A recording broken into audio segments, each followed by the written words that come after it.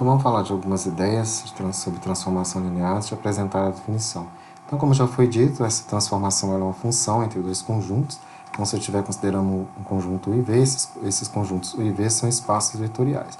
Então, como exemplo, a gente tem aqui uma transformação do R2 para R3, onde o vetor do R2 tem duas entradas e o vetor do R3 tem três entradas. Essa transformação, então, ela vai pegar esse vetor do R2, que tem duas entradas, passar para um vetor do R3, que tem três entradas, onde a primeira entrada e a segunda vai ser igual a do R2, e a terceira vai ser a soma das duas primeiras. Ou seja, eu estou pegando um vetor que está no plano, aplicando uma transformação nesse vetor, e essa transformação está levando esse vetor do plano para um vetor no espaço. Bom, a gente pode dar um exemplo disso, né? Vamos pegar aqui então essa transformação aplicada no vetor 1, 2. Então, se eu tiver o vetor 1, 2 do R2, essa transformação aplicada nesse vetor 1, 2 vai levar a um vetor do R3. Que vetor é esse?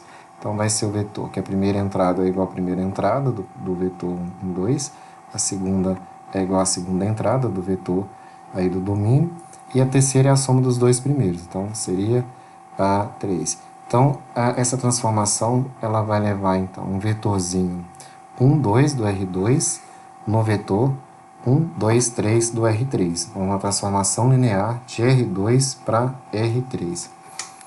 Bom, vamos ver algumas propriedades dessa transformação para depois a gente falar dessa definição.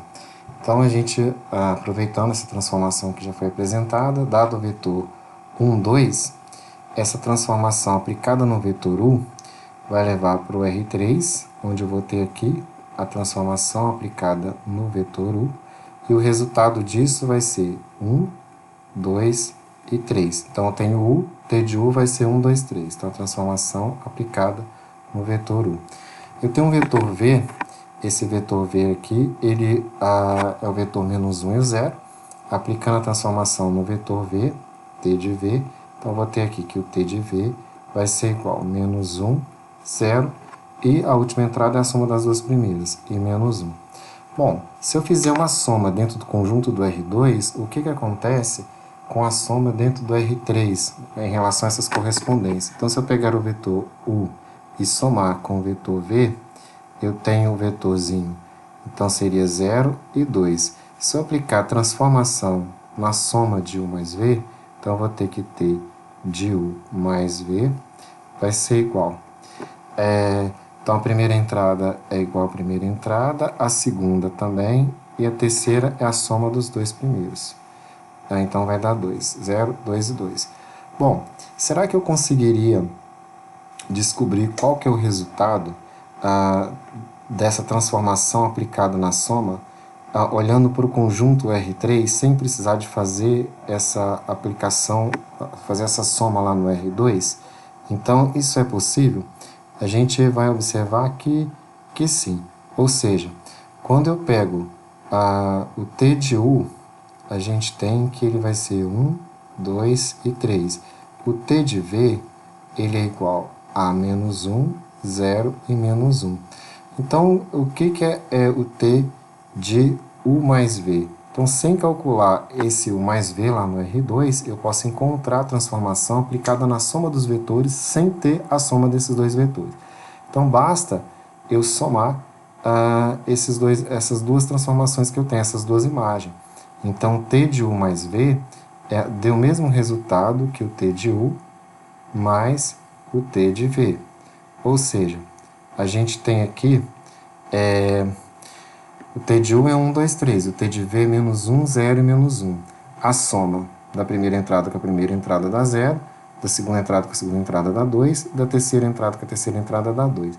Então, a conclusão que a gente chegou, que para calcular, então, essa transformação aplicada na soma de dois vetores, basta eu somar a transformação que já foi aplicada em cada um dos vetores, né? Então, em resumo, a gente tem que T de U mais V, isso aqui é igual a T de U mais T de V. Dá o mesmo resultado.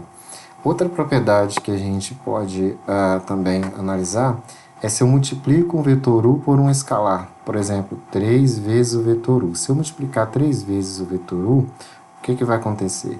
Eu tenho, então, que o resultado dessa multiplicação vai ser 3 e 6. Eu aplico a transformação nesse vetor, então a transformação aplicada em 3 vezes o vetor u vai dar, primeira entrada é igual à primeira entrada, então tem aqui 3, a segunda entrada é igual à segunda entrada e a terceira é a soma dos dois, 9.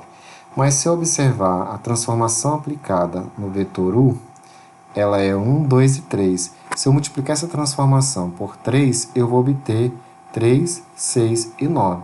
Ou seja, a transformação linear aplicada no 3 vezes u dá o mesmo resultado que 3 vezes a transformação aplicada no u.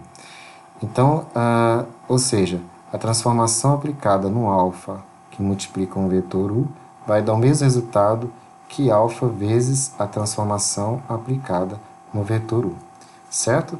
Então, eu tenho aí duas propriedades, e com essas duas propriedades, eu vou então definir o que é uma transformação linear, certo? Então, a gente tem aí uma função que satisfaz essas duas condições. Então, o que é uma transformação linear? Então, seja u e v espaços vetoriais, uma transformação linear T que leva vetores de u para v, ela é uma aplicação, é uma função que satisfaz as duas condições. A função transformação, né, T de u mais v é o mesmo resultado que T aplicado em u mais T aplicado em v para qualquer u e v que eu pegar no conjunto do espaço vetorial u. A transformação aplicada no produto em alfa u é igual a alfa T de u.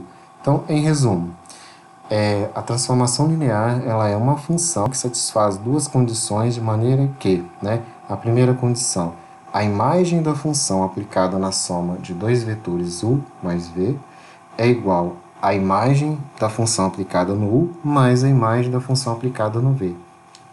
A imagem da função aplicada num vetor múltiplos.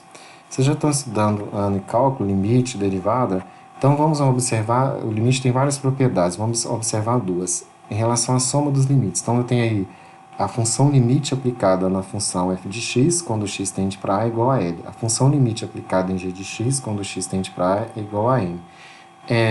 Se eu observar a função limite aplicada na soma dessas duas funções, então se eu pegar limite da soma das funções é igual o limite, é a soma dos limites em cada uma delas.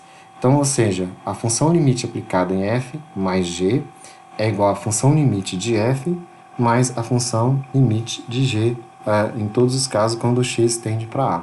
Então, é igual a L mais M, ou seja, a soma dos dois limites. Outra propriedade que a gente também pode falar sobre a função limite é da multiplicação por um escalar. Então, você tem um escalar k e o limite da função é igual a de x, de f de x é igual a L quando x tende para a.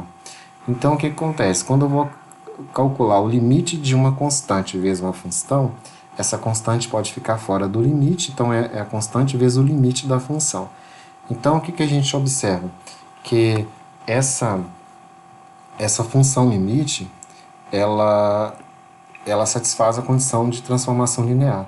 Ou seja, o limite aplicado na soma de duas funções, ele é igual ao limite aplicado numa função mais o limite aplicado na outra função. E o limite aplicado numa constante, né, num escalar, vezes uma função, dá o mesmo resultado que escalar vezes o limite aplicado na função. Então, a função limite, ela satisfaz a definição, ou melhor, as propriedades de uma transformação linear. Então, limite é uma função considerada como transformação linear. Uma propriedade fundamental importante dentro da transformação linear é que o vetor nulo de um espaço vetorial por uma transformação linear é elevado no vetor nulo do outro espaço vetorial. Ou seja, a imagem do vetor nulo do domínio será o vetor nulo do contradomínio. Então, vamos pegar aqui o restante da definição. Então, a gente tem aqui o seguinte, ou seja, né, se eu tenho um espaço U e V, são espaços vetoriais, uma transformação que leva o vetor de U em V. Então, essa transformação, se ela for linear, obrigatoriamente o vetor nulo do conjunto do espaço vetorial U tem que ser elevado no vetor nulo do espaço vetorial V por meio dessa transformação. Essa é uma condição necessária.